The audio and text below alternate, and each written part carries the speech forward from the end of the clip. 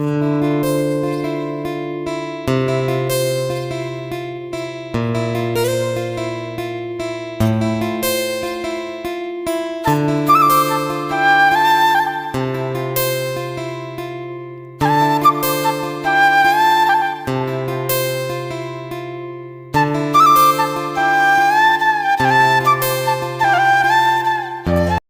Hello ನಮಸ್ಕಾರ ಎಲ್ಲರೂ ಹೇಗಿದ್ದೀರಾ? ಐ ಹೋಪ್ ನೀವೆಲ್ಲ ತುಂಬ ಚೆನ್ನಾಗಿದ್ದೀರಾ ಅಂತ ಭಾವಿಸ್ತಾ ಇವತ್ತಿನ ವಿಡಿಯೋ ಸ್ಟಾರ್ಟ್ ಮಾಡ್ತಾ ಇದ್ದೀನಿ. ಏನಿದು ಜಾಮೂನ್ ತೋರಿಸ್ತಾ ಇದ್ದಾರೆ ಅಂದ್ಕೊಳ್ತಾ ಇದ್ದೀರಾ?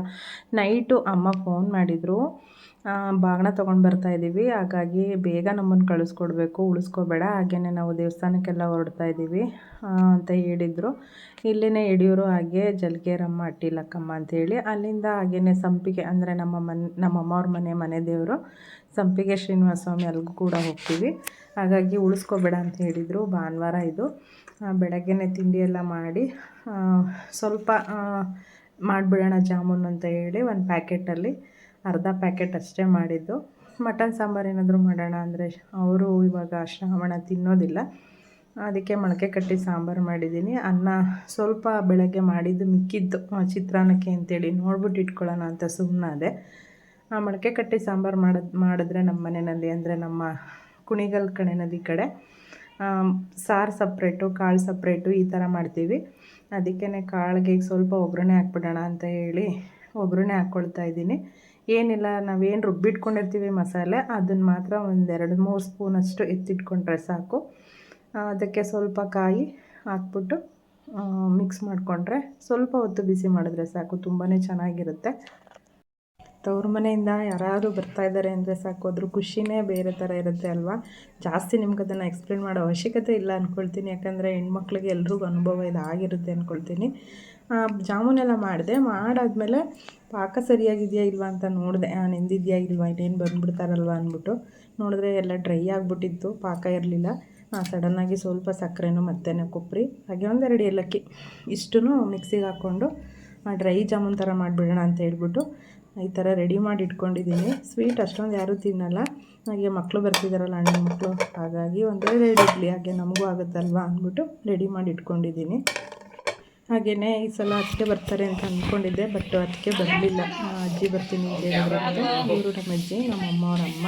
ನೋಡಿದ್ದೀರ 1-2 ವೀಡಿಯೋದಲ್ಲಿ ಅಂತ ಅಂದ್ಕೊಳ್ತೀನಿ. ಅಡುಗೆ ಎಲ್ಲ ಜಾಸ್ತಿ ಅಷ್ಟೊಂದು ವೀಡಿಯೋ ಮಾಡೋಕ್ಕಾಗಲಿಲ್ಲ, ಯಾಕಂದರೆ ಭಾನುವಾರ ಕುಣಿಗಲಲ್ಲಿ ಕರೆಂಟ್ ಇರೋಲ್ಲ ಅಂತ ರಾತ್ರಿನೇ ಹೇಳಿದರು, ಶನಿವಾರನೇ. ಹಾಗಾಗಿ ಮೊಳಕೆ ಕಟ್ಟಿ ಸಾಂಬಾರು ಮಾಡಿ ಮುದ್ದೆ ಮಾಡಿದ್ದೆ. ಅಣ್ಣಂಗೂ ಚಿತ್ರಾನ್ನ ಕಳಿಸ್ಕೊಟ್ಟೆ, ಅಣ್ಣನೂ ತಿನ್ಕೊಂಡ, ಹಾಗೆಯೇ ನಮ್ಮ ಕಾರ್ತಿಕ್ ಅವನು ತಿನ್ಕೊಂಡ. ಅಜ್ಜಿ ಅಪ್ಪ ಅಮ್ಮ ಊಟ ಮಾಡಿದ್ರು, ಆದರೆ ಅಜ್ಜಿಗೆ ಊಟ ಬೇಡ ಅಂತ ಅಂದಿದ್ರು. ನಾನೇ ಸ್ವಲ್ಪ ಮಾಡು ಅಂತ ಹೇಳಿ ಮಾಡಿಸಿದ್ದೆ. ಇಬ್ಬರು ಒಂದೇ ತಟ್ಟೆನಲ್ಲೇ ಶೇರ್ ಮಾಡ್ಕೊಂಡು ತಿಂದರು. ಇದೆಲ್ಲ ಆದಮೇಲೆ ನಮ್ಮಮ್ಮ ಅರ್ಜೆಂಟ್ ಮಾಡ್ತಾನೇ ಇದ್ದರು, ಬೇಗ ಬಾಗಿನ ಇಸ್ಕೊಬಾ, ತಟ್ಟೆ ಕೊಡು ಜೋಡಿಸ್ತೀನಿ ಅಂತ. ನಾನು ಇರು ಅಂತ ಹೇಳ್ತಾನೇ ಇದ್ದೆ. ದೇವಸ್ಥಾನಕ್ಕೆ ಹೋಗಬೇಕು, ಲೇಟಾಗುತ್ತೆ ಅಂತಿದ್ರು. ಸರಿ ಆಯಿತು ಜೋಡಿಸ್ಬಿಡು ಅಂತ ಹೇಳಿ ತಟ್ಟೆಗಳನ್ನೆಲ್ಲ ಕೊಟ್ಟೆ. ನನಗೆ ಮತ್ತು ನಮ್ಮ ಅಕ್ಕನಿಗೆ ಪ್ರತಿ ವರ್ಷವೂ ಇದೇ ಥರನೇ ನಮಗೆ ಬಾಗಿನ ತಂದು ಕೊಡೋದು. ಸಾಂಪ್ರದಾಯವಾಗಿ ಏನೇನು ತೊಗೊಂಬರ್ಬೇಕೋ ಅವನ್ನೆಲ್ಲ ತೊಗೊಂಡು ಬಂದೇನೆ ಪ್ರತಿ ವರ್ಷವೂ ನನಗೆ ನಮ್ಮ ಅಕ್ಕನಿಗೆ ಹೀಗೇ ತಂದುಕೊಡೋದು. ಹಾಗೆಯೇ ನಮ್ಮ ಅತ್ತಿಗೆಗೂ ಅವ್ರ ತವ್ರ ಮನೆಯಿಂದನೂ ಇದೇ ಥರನೇ ಎಲ್ಲ ತಂದುಕೊಡೋದು. ಎಲ್ಲ ತೊಗೊಂಡು ಬಂದಿದ್ದರು, ಬಟ್ ಹೂವು ಮರೆತು ಬಿಟ್ಟಿದ್ರಂತೆ.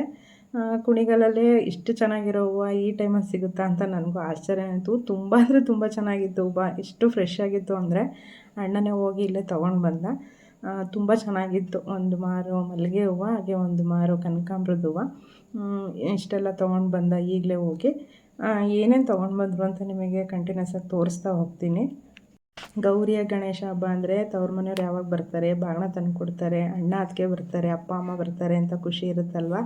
ಹಾಗೆಯೇ ಈ ಖುಷಿ ನನಗೂ ಇತ್ತು. ಈ ಸಲ ಅತ್ತಿಗೆ ಬರಲಿಲ್ಲ ಅಷ್ಟೇ. ಪ್ರತಿ ವರ್ಷ ನಮ್ಮಮ್ಮ ಬರೋರು, ಅದಾದಮೇಲೆ ಅಪ್ಪ ಬರೋರು. ಅಪ್ಪಂಗೆ ಸ್ವಲ್ಪ ಹೆಲ್ತ್ ಪ್ರಾಬ್ಲಮ್ ಆಯಿತು ಹೋದ ವರ್ಷ, ತುಂಬಾ ಇದಾಗ್ಬಿಟ್ಟಿತ್ತು ಅವ್ರಿಗೆ. ಹಾಗಾಗಿ ಅವರೊಬ್ಬರೇ ಬರೋಕ್ಕಾಗೋದಿಲ್ಲ ಈಗ.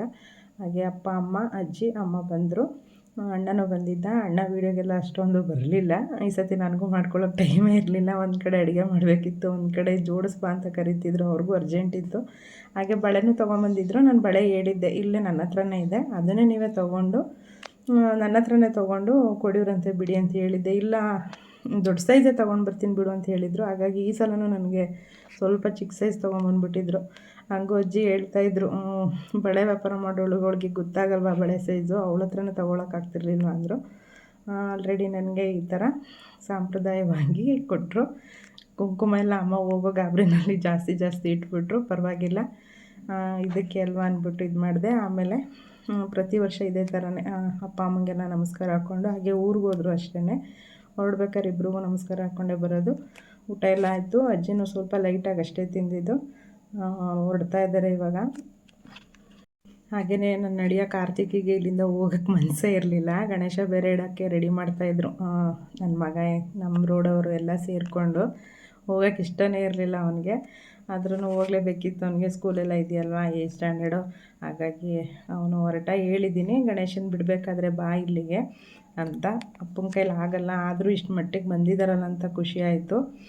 ಅವರು ನಾವು ಕಳ್ಕೊಂಡು ಈಗಾಗಲೇ 2 ವರ್ಷ ಆಗಬೇಕಾಗಿತ್ತು. ಬಟ್ ನಮ್ಮಣ್ಣ ಧೈರ್ಯ ಮಾಡಿ ಇಲ್ಲ, ಉಳಿಸ್ಕೊಳ್ಳೇಬೇಕು ಅಂತ ನಮ್ಮಣ್ಣನ ಭಾಳ ಶತಾಯಗತಾಯ ಪ್ರಯತ್ನ ಪಟ್ಬಿಟ್ಟ.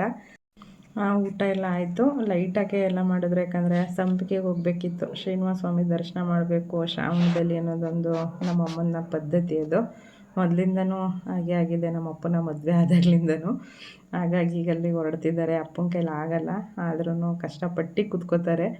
ಪರವಾಗಿಲ್ಲ, ಅವ್ರ ಕೆಲಸ ಅವ್ರು ಮಾಡ್ಕೊಳ್ತಾರೆ. ವಾಶ್ರೂಮ್ಗೆಲ್ಲ ಹೋಗೋದು, ಸ್ನಾನ ಮಾಡ್ಕೊಳ್ಳೋದು ಅಂತ ಕೆಲಸ ಎಲ್ಲ ಅವರೇ ಮಾಡ್ಕೊಳ್ತಾರೆ. ಒಂದು ದಿವಸ ಇದ್ದು ಹೋಗ್ಬೋದಿತ್ತು. ಅಪ್ಪ ಅಮ್ಮ ಅಣ್ಣ ಹಾಗೆ ಅಜ್ಜಿ ಕೂಡ ಬಂದಿದ್ದರು. ಅದಕ್ಕೆ ಬಂದಿರಲಿಲ್ಲ. ಅದಕ್ಕೆ ಇವತ್ತು ಬರ್ತಡೇ ಇತ್ತು. ಅವ್ರು ಏನಕ್ಕೆ ಬರಲಿಲ್ಲ ಅಂದರೆ, ಅಜ್ಜಿ ದೇವಸ್ಥಾನಕ್ಕೆ ಹೋಗ್ತಾಯಿದ್ದೀವಿ ಅಂತ ಅಮ್ಮ ಕರೆದ್ರಂತೆ. ಹಾಗಾಗಿ ಅಜ್ಜಿ ನಾನು ಬರ್ತೀನಿ ಅಂತ ಹೇಳಿ, ಅಜ್ಜಿನೂ ಅಷ್ಟೇ ಸಿಂಗಲಾಗಿ ಎಲ್ಲೂ ಓಡಾಡೋದಿಲ್ಲ ಬಸ್ಸಲ್ಲೆಲ್ಲ. ಹಿಂಗೆ ನಮ್ಮ ಮಾಮ ಮತ್ತು ನಮ್ಮ ಅಣ್ಣನ ಜೊತೆನೇ ಓಡಾಡೋದವರು ಕೂಡ. ಅದಕ್ಕೋಸ್ಕರ ನಮ್ಮ ಅತ್ತಿಗೆ ನೀವು ಹೋಗಿ ಬನ್ನಿ ಅಜ್ಜಿ ಅಂತ ಹೇಳಿ ಅವರನ್ನು ಕಳಿಸ್ಕೊಟ್ರು. ಹಾಗೆಯೇ ಉಳ್ಕೊಂಡಿದ್ರೆ ಇನ್ನೂ ಚೆನ್ನಾಗಿರೋದು. ಬಟ್ ಅಪ್ಪಾಜಿಗೂ ಆಗಲ್ಲ, ಅವ್ರಿಗೂ ವಾಶ್ರೂಮ್ಗೆಲ್ಲ ಹೋಗೋದಕ್ಕೆ ನಮ್ಮ ಮನೆಯಲ್ಲಿ ಕಷ್ಟ ಆಗುತ್ತೆ ಅಂತ ಹೇಳಿ ಅವರು ಉಳ್ಕೊಳ್ಳಿಲ್ಲ. ಹಾಗಾಗಿ ಹೊರಟರು ಅವರು. ಈಗ ಬಾಗಿನ ಸಾಮಾನು ಏನೇನಿದೆ ಅಂತ ನಾನು ನಿಮಗೆ ಹೇಳ್ತಾ ಹೋಗ್ತೀನಿ. ಸಾಮಾನ್ಯವಾಗಿ ಎಲ್ರಿಗೂ ಇದೇ ಥರ ತಂದುಕೊಟ್ಟಿರ್ತಾರೆ ಅಂತ ಅಂದ್ಕೊಳ್ತೀನಿ. ನಮ್ಮ ಮನೆ ಕಡೆ ಸಂಪ್ರದಾಯ ಹೀಗೆ ಇರೋದು. ನಮ್ಮಪ್ಪ ಸ್ವಲ್ಪ ಚೆನ್ನಾಗಿದ್ದಾಗ, ಅಂದರೆ ನನ್ನ ಮದುವೆಗೂ ಮುಂಚೆ, ಅವ್ರ ಅಕ್ಕಂಗೆ ಹಾಸನಲ್ಲಿದ್ದಾರೆ ನಮ್ಮ ಸೋದರತ್ತೆ, ಅವ್ರಿಗೂ ಅಷ್ಟೇ ನಮ್ಮಪ್ಪ ಹೀಗೆ ತೊಗೊಂಡೋಗೋರು. ನಾನು ಜೊತೆಯಲ್ಲಿ ಹೋಗಿದ್ದೆ. ಈ ಥರನೇ ಎಲ್ಲ ತಟ್ಟೆಗೆಲ್ಲ ಇಟ್ಬಿಟ್ಟು ಕೊಡೋರು. ಅಮ್ಮ ಅಷ್ಟು ಹೋಗ್ತಾ ಇರಲಿಲ್ಲ, ಅಪ್ಪನೇ ಜಾಸ್ತಿ ಹೋಗೋರು.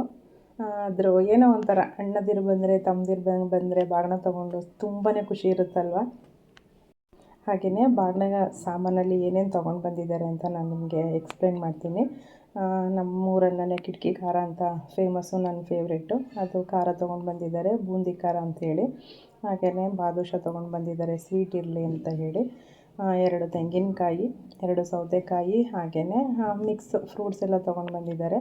ಹೂವು, ಆಮೇಲೆ ಅರಿಶಿನ, ಕುಂಕುಮ, ಬಳೆ, ವೀಳ್ಯದೆಲೆ, ಅಡಿಕೆ ಇಷ್ಟನ್ನು ತೊಗೊಂಡು ಬಂದಿದ್ದಾರೆ. ಹಾಗೆ ಈ ಸೀರೆ ಒಂದು ನಾನೇ ನಮ್ಮ ಅತ್ತಿಗೆಗೆ ತೊಗೊಂಡು ಬನ್ನಿ ಅಂತ ಹೇಳಿದ್ದೆ. ನಾನು ಲಾಸ್ಟ್ ಒಂದು ವೀಡಿಯೋದೆಲ್ಲ ಹಾಕಿದ್ದೆ, ಹೊಸವಲಲ್ಲಿ ಒಂದು ಸೀರೆ ನೋಡ್ಕೊಂಡು ಬಂದಿದ್ದೀನಿ ಅಂಥೇಳಿ. ಅದು ಯಾಕೋ ತುಂಬಾ ಇಷ್ಟ ಆಯಿತು ಕಲರು. ಅದಕ್ಕೆ ಅತ್ತಿಗೆಗೆ ಹೇಳಿದ್ದೆ. ಅದಕ್ಕೆ ತೊಗೊಂಡು ಅಮ್ಮನ ಕೈಲಿ ಕೊಟ್ಟು ಕಳಿಸಿದ್ರು. ಇದು ಅವ್ರು ಕೊಟ್ಟಿರೋದಲ್ಲ, ಅವರು ಅಮೌಂಟನ್ನ ಕೊಡ್ತಾರೆ. ನಾನು ಅದನ್ನು ತರಿಸ್ಕೊಂಡಿದ್ದೀನಿ ಅಷ್ಟೇ. ಈ ಅಮೌಂಟಲ್ಲಿ ನನಗೂ ಕೊಟ್ಟಿದ್ದಾರೆ, ಹಾಗೆ ನನ್ನ ಮಗಳಿಗೂ ಕೂಡ ಕೊಟ್ಟಿದ್ದಾರೆ. ಆಮೇಲೆ ನಮ್ಮಮ್ಮನ ಫ್ರೆಂಡು ಮಣಿಯಕ್ಕ ಅಂತೇಳಿ, ತುಂಬಾ ಮಿಸ್ ಮಾಡ್ಕೊಳ್ತೀನಿ ಅವ್ರನ್ನ. ನಮ್ಮನ್ನು ಚಿಕ್ಕ ವಯಸ್ಸಿಂದ ಪಾಪ ಸಾಕಿದ್ದಾರೆ ಅವರು.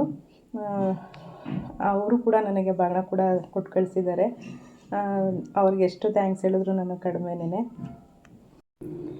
ನಿಮ್ಮ ಕಡೆಯಲ್ಲೂ ಇದೇ ಥರ ಬಾಗಿನ ಕೊಟ್ಟು ಕಳಿಸ್ತಾರಾ ಅಂತ ನನಗೆ ಕಮೆಂಟ್ ಮೂಲಕ ತಿಳಿಸಿ ಅಂತ ಕೇಳ್ಕೊಳ್ತೀನಿ. ಹಾಗೆಯೇ ನನ್ನ ಚಾನಲ್ನ ಯಾರಾದರೂ